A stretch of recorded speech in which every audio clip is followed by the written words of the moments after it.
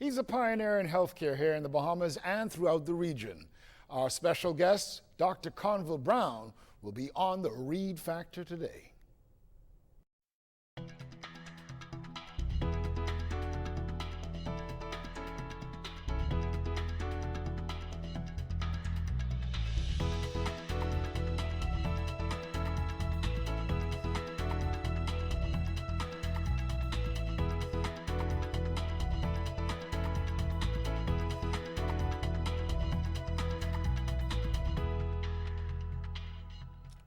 Well, Dr. Conville Brown is our special guest on the Reid Factor today, and Dr. Brown, welcome to the Reid Factor.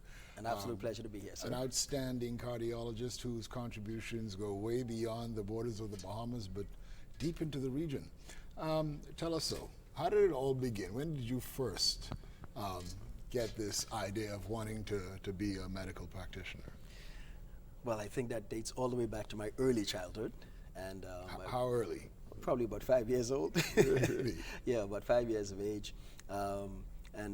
Since around that time, I always had to have the first aid kit. We had to always make sure it was well replenished, and did all the first aid courses and so on, worked with the Red Cross. So there was always the inclination to work with in the medical area. Good, and you know, obviously unlike a lot of other people who've had similar kind of ambitions when they're that age, you never changed from it. Never changed from it once. So all of my courses in school were always geared towards the sciences for the most part, and of course you had to do other things out of necessity, but the sciences were always as a key component. Were you, were you naturally gifted in the sciences, or was it just that strong desire and ambition that got you through most of the academic aspect of it? I don't know if I'm naturally gifted at all, so I think it was probably more just pushing towards that area, yeah, and a fair amount of hard work, but the sciences did come relatively easy, I must say. And you're a cardiologist, very, very important specialty to have in this country. About how many people do you think you've been able to save by virtue of your special gift now? That's interesting. I think there are a number of people that you would come into contact with directly in terms of patient care. And then there are those that you would impact by virtue of educational activities and doing shows, even here at ZNS, for example, where we actually had programs about healthcare, about how to improve one's health, how to maintain it, and so on and so forth. So I think the broader impact is what is delivered via educational activities as opposed to direct. And so even at this stage in my career, I tend not to see as many patients directly as opposed to trying to make sure that many more patients are in fact seen. Right. So I can see 20 patients a day. If I were to do it myself, I'd be dead at the end of the day. Or I consider that 200 patients are seen, and now we're aiming for 2,000 patients a day with our expansion activities. How serious is heart disease in the Bahamas? It is our most serious problem. A lot of it is lifestyle generated, but it is our #1 killer, if you want to call something your #1 killer. But so it is our biggest killer, one of our largest causes of morbidity, meaning disability and disabling families and individuals. So it's a massive problem for us in the Bahamas. And you said a lot of it is lifestyle. Would you say that most of it is lifestyle as opposed to genetic? I would say most of it is lifestyle. The genetics are there to an extent, but for us, the majority of it is going to be lifestyle. By lifestyle. Yes, because if you think about it, you know, several years ago, if you were to go back 30, 35 years in the Bahamas, we didn't have heart disease as a problem. Okay, I always refer to Dr. John Lunn, one of our senior physicians who did a study way back in the late 60s, early 70s, a pathology study, looked at a series of 500 folks that had passed. They did autopsies on these patients, and less than 5% of these people manifested any form of heart disease. Less than 5%. Okay, no atherosclerosis to talk about. And now it's our #1 killer. And that all changed over a course of, let's say, 10, 15, 20 years. We should acknowledge that you're celebrating a major anniversary right now, a significant one. You're 25 years since you've been back home, right? My 25th year as a cardiologist, not back home. I came back home 8 years before that, so that makes it 33 as a physician, but my 25th year as a cardiologist. So that's why I'm starting to look a little gray around the edges. And in 1990, you did something that really was quite visionary, I would think. You came up with this idea of the partnered care model. Tell us what that's all about. Well, when I came home, it was funny. I came back home as a cardiologist in July of 1990 and immediately realized that half of my family, half of my friends, if not most of both of those, were not able to afford to see me as a cardiologist. Now, that's not because I'm expensive. That's because what I do for a living is expensive. Cardiology and cardiac care is quite expensive. One of the most expensive aspects of medicine. And so the majority of these folks could not afford to see me, and of course that extended to the rest of the country. And so I immediately felt an obligation, because I didn't feel I was that important, that people should not be able to afford to see me. And so the easiest thing for me to do then was to reduce the cost of the services. And so all of the patients that were insured were billed the government's or the country's fee. For example, and let's say that's $10, then if somebody was seeing me privately but not insured, be discounted it by 25%, so $750 for that service. And for the government patients or the public patients who were not insured nor could afford private care, we literally cut the price in half or less than half. And in so doing, it was easier for people to access these services, which are not vanity services. This is not getting a tummy tuck. This is something that can save your life, treat you after a heart attack, treat you for heart failure, and so on. And so I thought it was important that the access be as broad as possible, and that's what we were able to do in our own little way. And 25 years later, we're still doing it. Wow. Now, as a cardiologist, you didn't just say, okay, I've achieved this. You decided to do more for the Bahamian people with the advancements of different centers, like the Bahamas Center for Heart Disease and the Heart Center, right, which were both established in 1990 as well? Right. The name I would have preferred would have been the Bahamas Heart Center, but of course that was too close to another company's name, and so we couldn't use that. So we had to name our parent company the Bahamas Center for Heart Disease Limited, which of course is a mouthful, but we were able to do business as the Bahamas Heart Center. So yeah, so that was our parent company starting back in 1990, and we've since expanded the offerings of services substantially.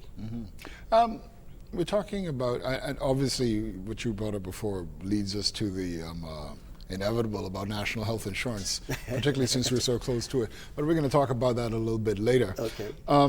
But we're also headed into the festive season when people tend to do more than they should anyway. This is the period of excess. As a cardiologist, what would you recommend to people to how they should go about their, not just about eating too much, but even activity? What should they do, you think, to sort of lessen the impact of what the season is? Yeah, I think the key advice would be moderation, because this is the period of excess. So we tend to eat too much, drink too much, we probably party too much. Nowadays, that's somewhat on the dangerous side, I guess, to an extent. But if we do things in moderation, so I never want to tell people don't have the ham and turkey, because I mean you live for that. And but if you do it in moderation and if you watch your portions and so on, then I think that makes a lot of sense.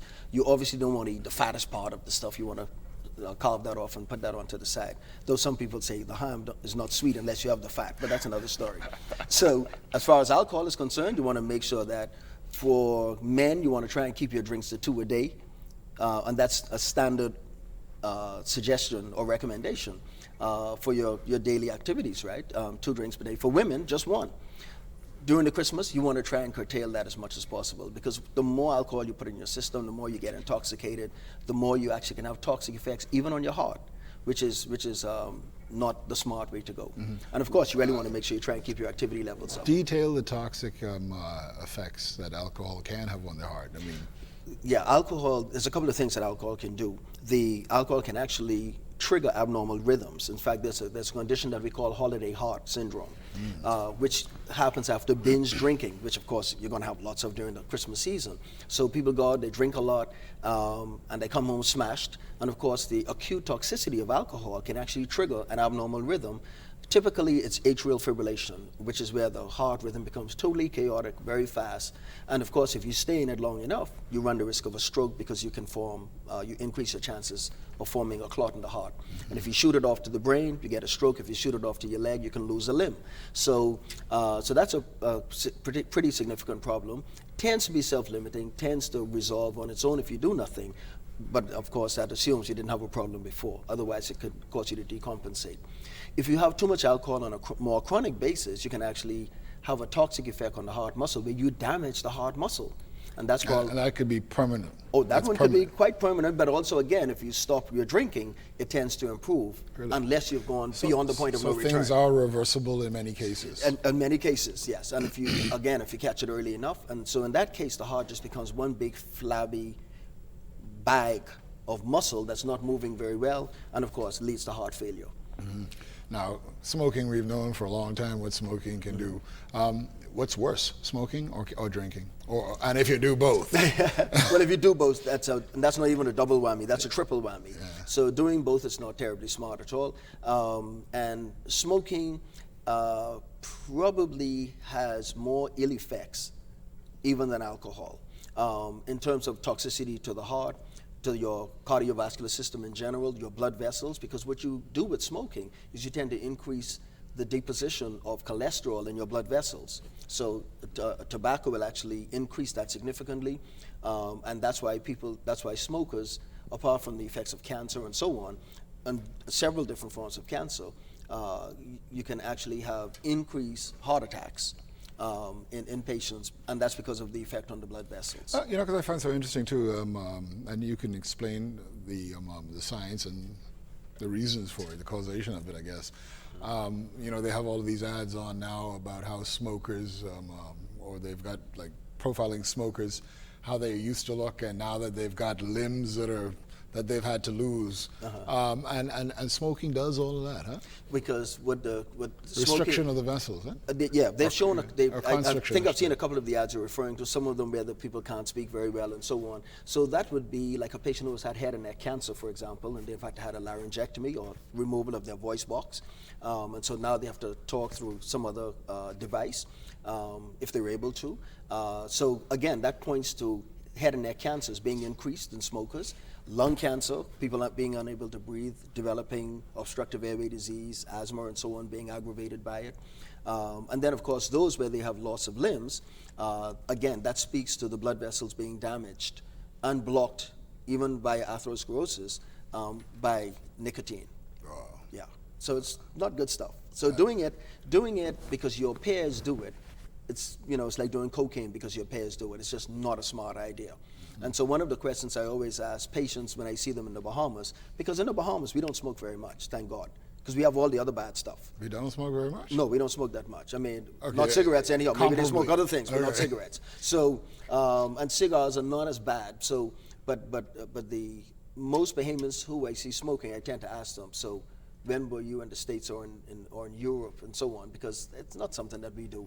The guys do it in their young age, they do it because the friends are doing it, but most people give it up.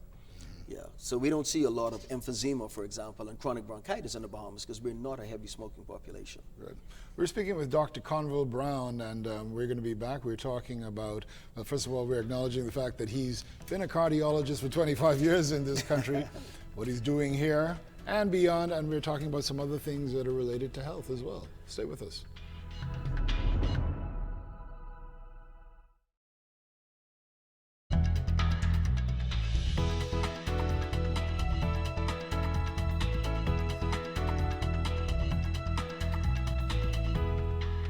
Welcome back to the Reid Factor. We're speaking with Dr. Conville Brown, who is celebrating 25 years as a cardiologist in the Bahamas.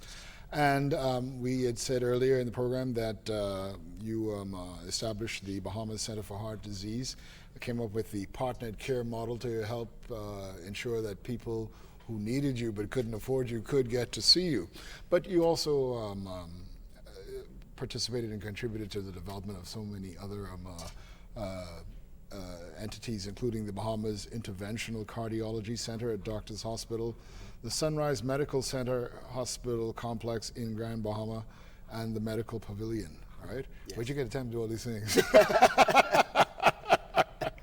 Well, I'm always told, sleep less and do more. Okay. But one would think right now that you're at a point in your career where mentorship to younger doctors is a critical thing. How many cardiologists are there right now? I know it's you, and there's also Dr. Dwayne Sands, of course, right? Yeah, Dr. Sands is a cardiac surgeon. Sorry, Right. So we actually have we have 3 cardiac surgeons in the country: Really? Dr. Dwayne Sands, Dr. Paul Ramphal, and Dr. Henry Coleman, and then we have about, I think, 6, 7 or so cardiologists. So we're fortunate to have 2 pediatric cardiologists, Dr. Jerome Lightburn and Dr. Paul Hennis. And in terms of the adult cardiologists, there's Dr. Dean Serentopoulos, who actually antedated my coming home. And I got to pay tribute to Dr. Cecil Bethel, of course, because I call him the father or the grandfather of cardiology in the Bahamas. And I hold him in very high regard. And then we have Dr. Patrick Cargill, as well as Dr. Winston Forbes, who's in Freeport, and Pat Cargill here at Doctors Hospital. Now, we spoke about cardiologists and cardiac surgeon. Right. But a cardiologist does perform surgery, yeah? We do certain limited procedures. For example, we do like pacemakers and defibrillators, that sort of thing. But open heart surgery, where you have to put somebody in a heart-lung machine, where the heart-lung machine does the breathing and the pumping of the blood around the body for them during the surgery, because during the surgery we stop your heart, which most people don't quite appreciate, and then you have to jump start it afterwards. So that is actually done by the cardiac surgical team. Yeah, so that's Dr. Sands' specialty. I'm sure that sort of makes people think a few times before if they have to actually have that kind of surgery. Yeah, I don't know how much of a point they make of it, you know. But let's talk about, because you mentioned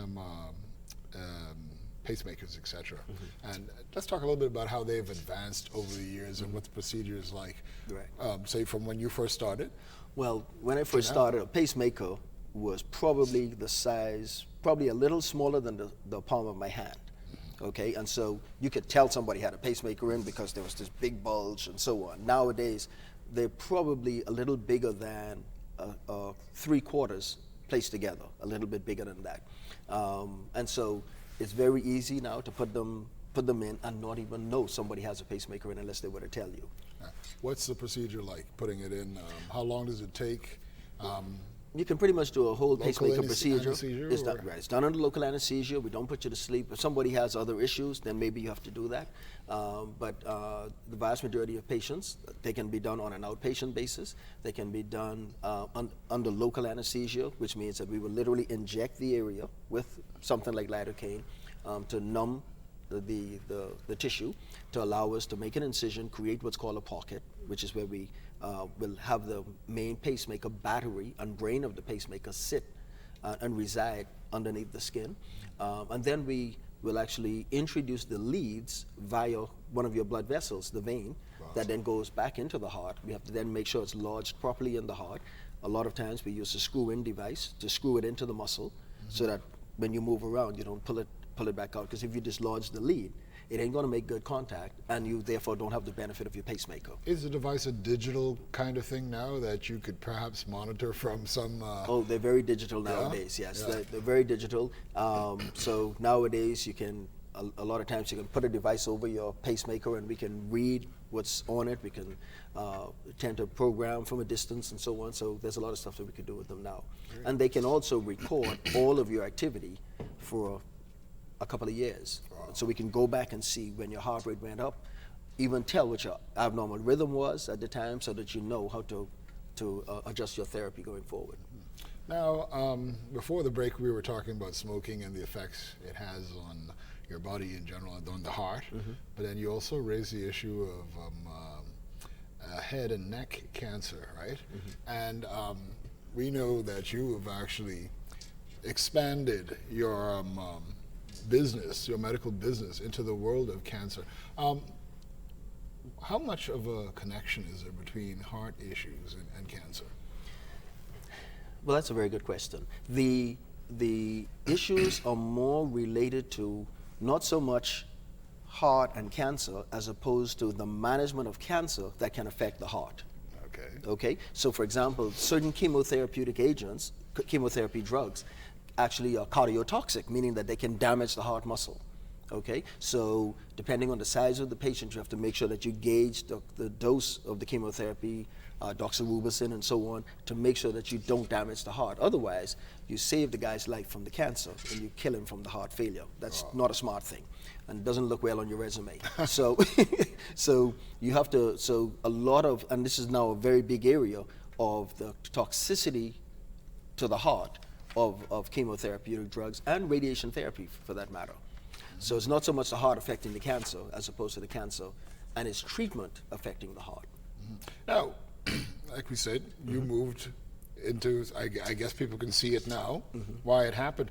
But, and you'd been here with a cancer caring facility, right? Right. Which was established when? We started work on it in 2001, commenced construction in 2002, and opened in January of 2004. And by the way, as a cardiologist, that would not have been my area of endeavor. This, actually, the idea to build the cancer center was actually that of Robin Roberts. Dr. Robin Roberts, our urologist, and not myself. So Robin and Barry McCartney actually invited me to join them to assist with the business side of doing a cancer center, mainly for prostate cancer. And then, of course, I came up with the dumb idea that we cannot just treat prostate cancer, we need to treat all cancers for the Bahamas, not just the men. Couldn't leave the ladies out or the women out. And so I suggested that we expand it into a full-blown comprehensive cancer center, which I think initially, given the cost, which was well over $10 million at the time, they were not terribly keen on that idea. But I somehow convinced them, and then I got stuck with being the one to make sure it happened. But so that's how I got into the cancer arena. And if I may, that same dumb idea has gotten me into more trouble. No, but it's amazing too, and I think that Bahamians, first of all, have to be proud of you and use you as an example, because you now have, which would probably be, and you can correct me if I'm wrong, the largest cancer caring center or the cancer center in the region, isn't it? We have, I would say we probably have the greatest responsibility. We have, I was invited by... First of all, we should tell people what it is and where it is, okay. Right? It was something that was just recently opened this year, right? Right. In Antigua and Barbuda. Right. Right, and then I guess some people figuring out, well, how Antigua and Barbuda and why Antigua and Barbuda, and why didn't do just more here in the Bahamas. Explain that. Well, first of all, we actually have adequate capacity to treat our cancer patients here in the Bahamas with the Radiation Therapy Center. And we have multiple medical oncologists here, so we can treat with chemotherapy, and we can get all of the drugs available. So Bahamians have the kind of access, in other words, they have enough to handle the demands here right now. We have, I think we're quite capable of handling the demand. Having said that, though, quite a bit of our cancer care happens outside of the country. Still?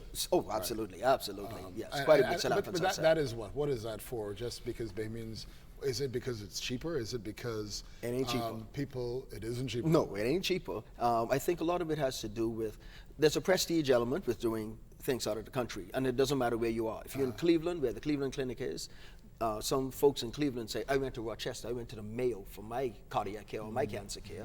And there are those in Rochester that will tell you, I went to Cleveland Clinic for mine. So there's always something about going someplace else. And it's not so much now a thing about foreign doctors are better, because we've moved beyond that. No, we have not moved beyond that. I hate to say, I'm embarrassed to say, but we have not moved beyond that, and I don't know when we will move beyond that.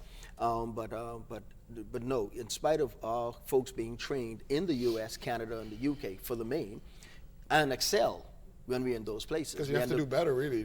If you want to be equal, you got to be better. So there's still the perception that if it's foreign, it's better. Absolutely. That's unfortunate, but that's what it is. Wow. And so we have to work with that, which is why one of the things we've always done is sought to have the highest standards available to the Bahamian people. So when you go because of something else. It ain't going to be because what we have is inferior. Now, let's get back to Antigua and Barbuda and how this all came to be. Yeah, in 2009, I was invited to give a talk at the CARICOM Symposium dealing with the CARICOM single market economy. Right, so I was asked to give this talk on the role of the private sector in healthcare. Having given the talk, I gave the example of how, via our partnered care model, we actually introduced into the Bahamas a comprehensive cancer center that provided radiation therapy, because heretofore you had to leave the country and so on. Was a bit explicit about our model and the fact that with the government's intervention, nobody was denied radiation therapy services in the Bahamas. The fact that we did it privately and then offered the service back to the government for the less fortunate patients is the key of our partnered care model, but it also attracted Prime Minister Baldwin Spencer, who was the sitting Prime Minister for Antigua and Barbuda at the time, and also the sitting chair for that symposium. And he liked the idea of what we had done, because our cancer center cost us more than 10% of the government's budget for the health in the entire country in 2002. And you can imagine if any of our ministries have to increase their budget by 10%, and if we could do it privately for 10%, let's just say the government probably going to take 15% or 20% for whatever reasons, okay? So but if the point being is that if you have to now increase your budget in one of your ministries by 10 or 15%, it means you also have to decrease in others, because the overall budget didn't expand. So now you have to rob education, social services, transportation, defense, et cetera, et cetera. You see what I'm saying? So when the private sector comes in and does that, which is what our model speaks to, then there's no additional taxing for the government. And then we actually offer it back at a discount on top of that. So you get the best of both worlds, and it's all to the benefit of the public patient, the government patient. And for even, well, I guess for Bahamians, the thing about us is our proximity to the United States. Mm-hmm. But really, even then, having to be away from home, the expense of being away, the expense of procedures. For anywhere from 6 to 12 weeks. This is really like a godsend for anywhere from 6 to 12 weeks at a time. And so when you now get your care here, and I always give the example of a teacher. If a teacher has, they don't have to be female, but let's say a teacher has breast cancer and she needs therapy for 8 weeks. Well, that teacher now has to take a week off to go to get landed for their treatment in the States, 8 weeks of treatment. So by the time they come back home, 10, 11 weeks have gone by. During that time, national insurance has to pay them for disability, and somebody has to find a substitute teacher. Mm-hmm. So the student population suffers. What we've done at our center is at 7 o'clock in the morning, those patients, those teachers, and other such professionals get treated early in the morning, so that by 8 o'clock, they're in the classroom. That's great. We're going to have to leave you right here for now, take a break and come back as we talk about heart care, cancer care, and health care generally with Dr. Conville Brown. Don't go away.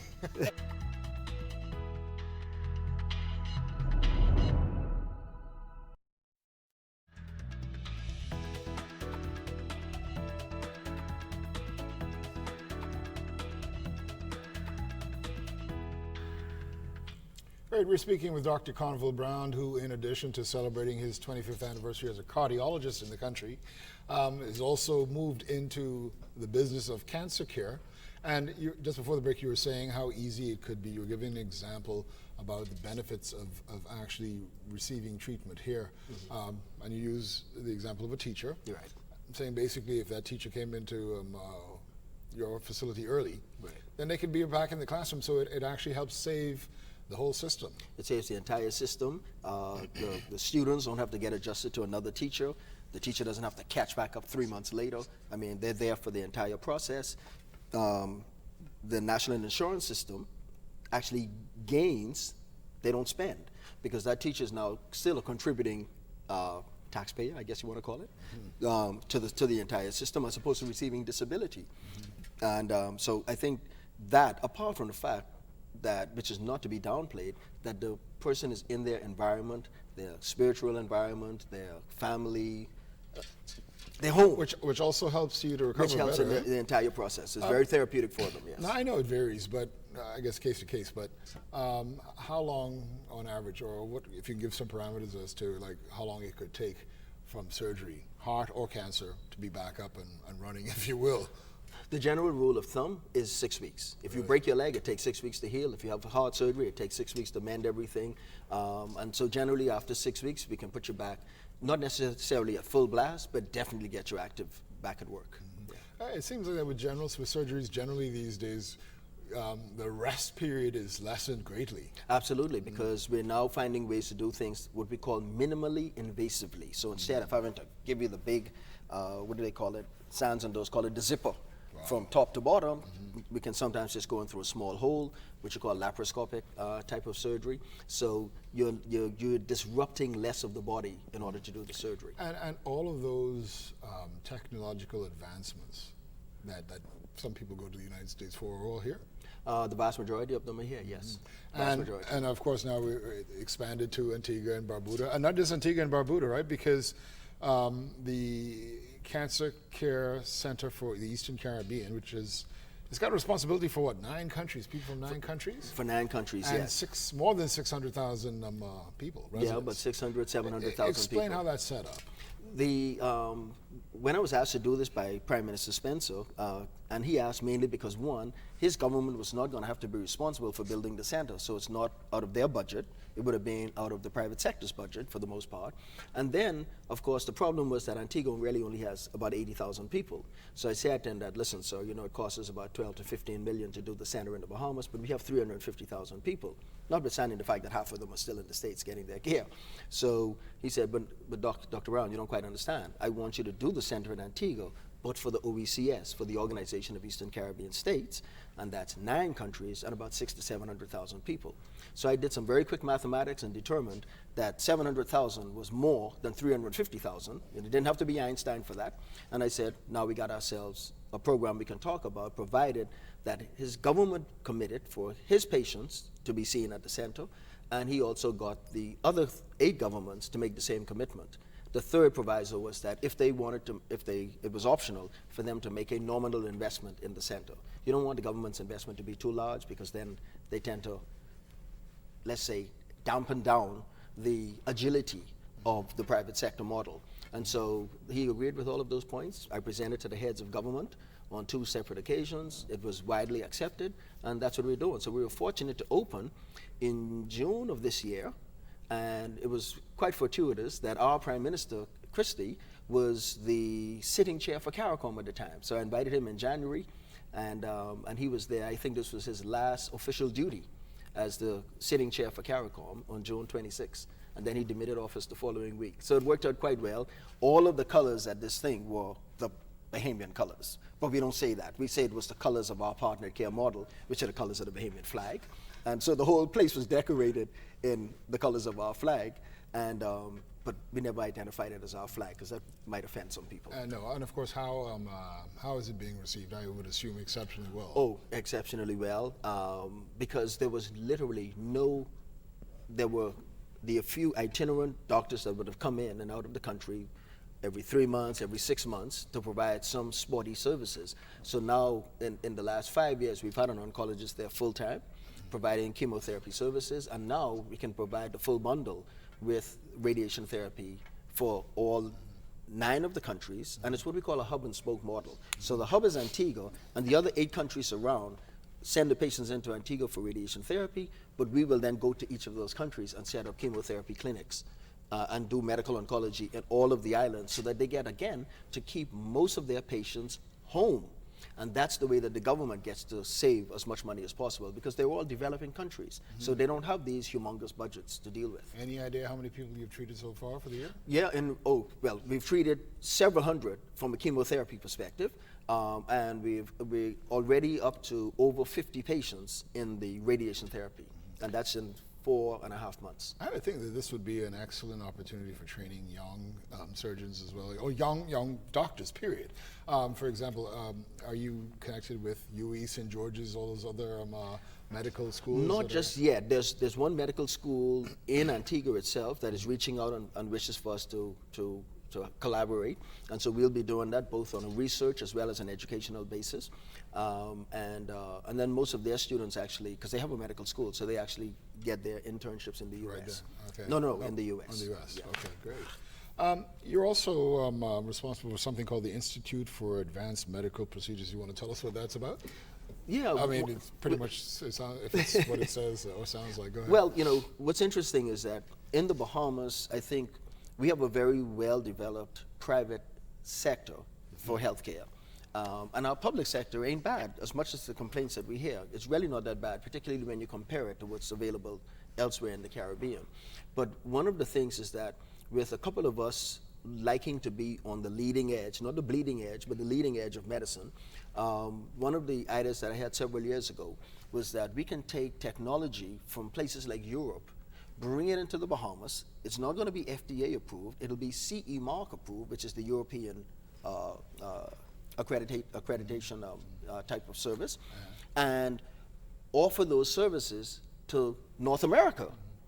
I'm going to say something that probably be a little controversial, but just because it isn't FDA approved doesn't mean that it's any less. It might be even better if it's from. Why, thank you very much. Right? I mean, no, really. No, that is absolutely true. Because and nowadays, there's quite a bit of technology in Europe that is more advanced than in the U.S.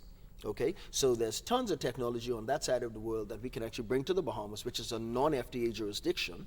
But I always like to say that we like to follow FDA rigor in terms of safety and protecting the patient. Okay, FDA rigor in a non-FDA jurisdiction. Great. So we have the advantage in being where we are to bring the best out of all worlds. We can have the best of all worlds. That's good. That's the best way to put it, yes. That's great. Well, let's talk generally. We've talked a bit about stuff in the Bahamas, but let's talk generally about the delivery of healthcare in this country right now and how you see it as a professional. I think of course, beyond your institutions, because we course. know that the highest standards are there. Right. I think don't care how you cut it and slice it, Bahamas is still in a rather revered position when it comes to the delivery of healthcare. Do we have shortcomings? Absolutely. But we still are a significant cut above the rest. So even our public system, we have countries that are much larger than us that did not even have an intensive care unit until a couple of years ago. Bahamas has had one since I was a kid, okay? And we now just have our new critical care block, which is really the jewel of the Caribbean in terms of critical care medicine. So I think we're regional leaders when it comes to certain aspects of healthcare delivery. Our private sector is the most developed private sector division for healthcare in the Caribbean, English-speaking Caribbean now. I won't speak for Dominican Republic and Martinique and so on, French versus Hispanic and so on. But for the English-speaking Caribbean, I can say without reservation that Bahamas has the most advanced private sector, the most developed private sector in healthcare. So we actually have a lot to be thankful for in the Bahamas. We have a lot to improve on still, and of course we have to solve this problem of access to care, because it doesn't matter if you have the best car in the world if nobody will let you get a ride in it. True. Okay, so you can have the best health care, whether it's a doctor's hospital, Princess Margaret, Duran, wherever that service is, but if you can't get through the door when you need it, then that doesn't help you. And I think that's one of the big thrusts that you hear being bandied about when it comes to the discussion on national health and so on. What else do we need to improve, though, generally? I think, well, one of the things we need to do is we need to harmonize standards. So you need to set the standards, not just in the private sector, but you also need to set those standards for the government sector or the public sector to follow as well. You're talking legislation. Well, you know, the thing is that it's not just legislation, it's the enforcement of the legislation. Well, yeah, the legislation is there already. Okay, so right? You have a health care. So you think the legislation is adequate? Oh, I think the legislation is more than adequate. The question is the enforcement adequate? And the enforcement is probably not. But that's also even at the level of the public sector organizations. So the private sector organizations would get tested and assessed and critiqued and so on. I'm not so sure it's done as vigorously as it ought to be done on the public side of things. So I think that would be one of the shortcomings, and that obviously would need to be. And that's one of the things when they talk about institutional strengthening or health institutional strengthening, that's one of the things that needs to happen. You need to step it up. Well, of course, this leads to what is inevitable, national health insurance. Oh, I don't know if I want to go there, but yes, go ahead. and you know, there's so much, we don't need to get into the politics of it per se. But, no, I won't touch the politics. But having seen it in other countries, I've experienced it in the UK. Mm-hmm. Let's talk a little bit about NHI and how do you think it needs to be rolled out? It would appear that what you established back in 1990, the partnered care model, would have been the genesis for NHI to me. From what I'm hearing about it, it would appear that that would be it. It's funny you say that because an editor who shall remain nameless from the Tribune actually made such a comment several years ago. Okay. But we leave that one right there. I think that where we're having our problems not with primary care medicine.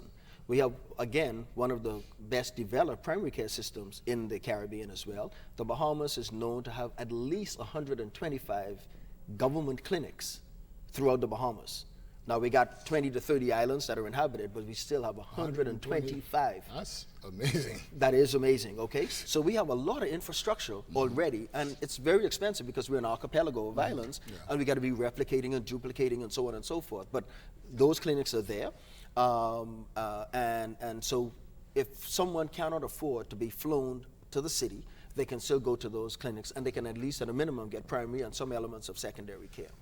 I'm going to stop you right there because we're going to have to take a break. Okay, we'll pick back up. Let's pick up with, we're actually now discussing national health insurance with Dr. Conville Brown, who is celebrating 25 years as a cardiologist in the Bahamas. Listen to him.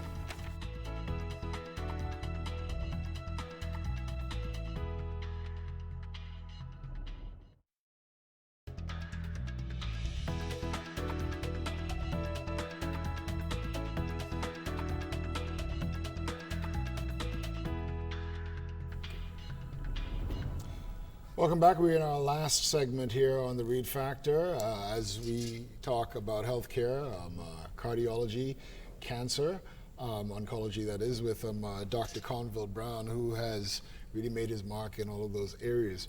But we were talking a little bit about national health insurance before the break, and you were saying that the primary care that's delivered in the Bahamas is very high, as it is, huh?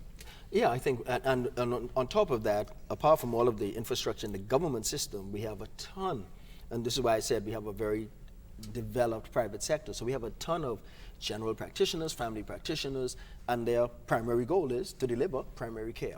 So the primary care component is very well established, I think, in the country. Are there access issues? I'm sure there are, and so those can be dealt with. But when you think about people being denied access, it's not usually access to primary care. You can always go and sit down in the emergency room at Princess Margaret, which is not advised, since you have several clinics.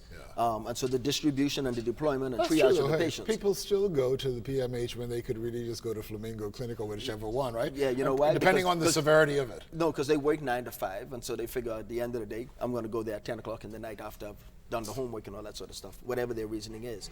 But more people end up there that ought not to be there, but that's a separate issue. And so, but when you think of people having cookouts and having to stand up on the side of the road. It's kind of demeaning for us in this day, isn't it? It's demeaning, absolutely. And it's also, but it's even more demeaning for the guy who has to be asking for the assistance. True. Right, you know, so, but he's not asking for that for primary care. That's what I meant, really. That's what sure, I meant. I got you. But he's not asking for that assistance for primary care. He's asking that because he has some catastrophic illness that can cause him to put his house up for mortgage. And by the way, healthcare. You could lose your house. You could lose your house. Healthcare in the U.S. is the biggest cause of bankruptcy. Really? Yes. Okay? So it ain't somebody messing up their business. It's healthcare if you're not covered by your insurance, because the U.S. is the most expensive system in the world, I think. So that's one of their greatest causes of bankruptcy. So here, when people are requesting for assistance and so on, it's because they have some catastrophic illness or event that requires substantial dollars to access the care that they require. So hopefully that's where the focus will be with our national health insurance plan.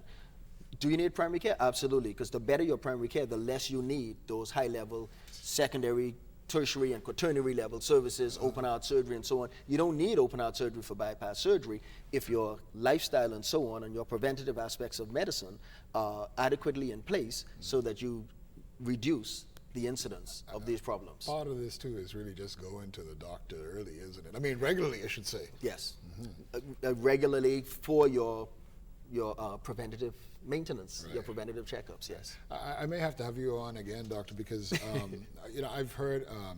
I'm in my early 50s, but one of my former classmates from St. John's, who is in the medical profession, he's a nurse, was saying that he's shocked now to find out guys in their mid-50s, so many guys in their mid-50s coming up with cancer, and not just prostate cancer, actually not prostate cancer at all, other kinds of cancer. So obviously we're going to have to take a look at that. Sure. Well, one of the things that we're seeing, unfortunately, is that people are developing heart disease at earlier ages, cancer at earlier ages, and Bahamas is now infamous, I imagine, not famous, but infamous for breast cancer in young women in their 20s and 30s.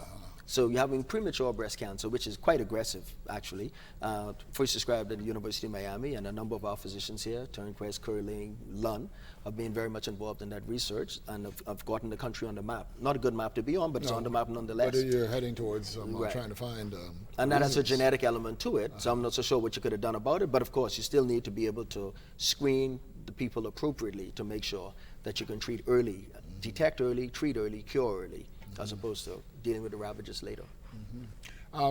Well, you know, we started off from talking about you in 25 years in cardiology. Tell us what you'd like to see as you move forward. You know, I mean, it'd be very interesting if you and I could be here 25 years from now. I'm planning on it. I'm planning on it.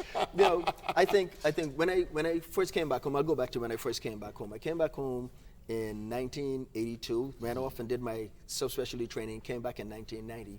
And at that time, I always said that just like the divorced woman gets as much money from in her alimony that allows her to live at the level at which she had become accustomed, I always say I always wanted to be able to practice medicine, cardiology in particular, at the level at which I had become accustomed to during my training in the States.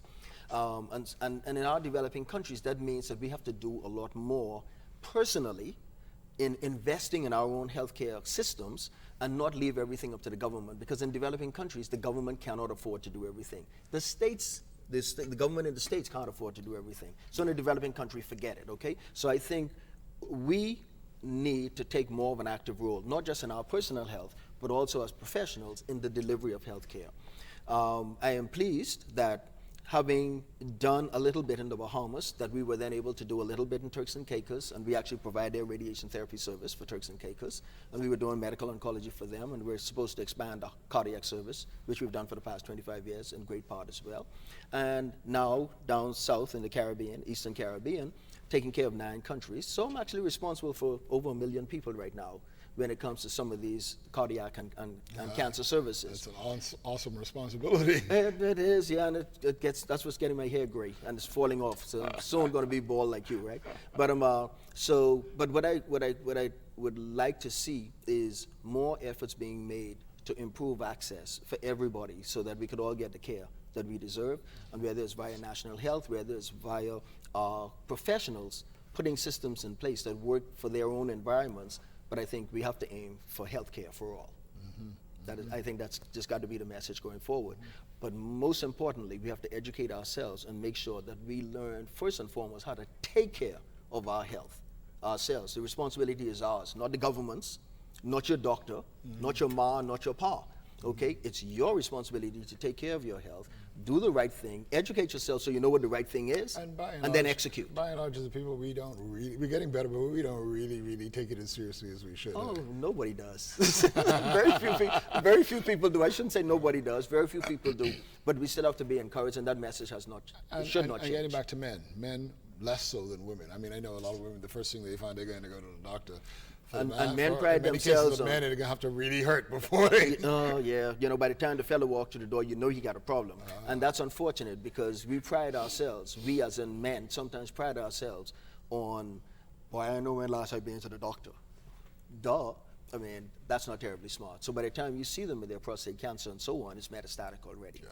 And then now the horse has already left the gate. I keep saying it's best to know, because guess what? The same kind of prodding and poking that you want to avoid, you're going to end up having to do anyway, right? If you get but with less gain, less return, and that's unfortunate. Yes. As far as individuals in healthcare themselves, what would you like to see? What do we need to strengthen up on?